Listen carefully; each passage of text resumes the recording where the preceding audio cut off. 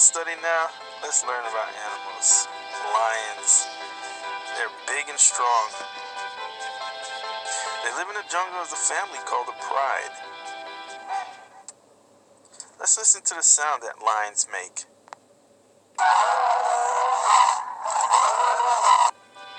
Wow, that is called a roar. That is the sound of a lion. Now, the female lion is called a lioness. She's basically the mother of the pride. She cares for the children of the pride called cubs.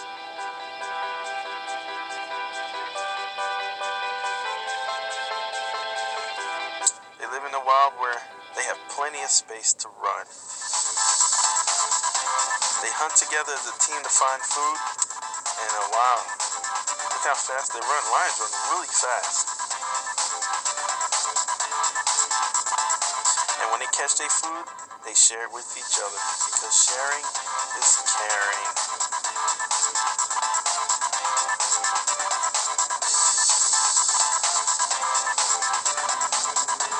The lions are fun to watch but dangerous to be close to. Enjoy them from a distance and be safe.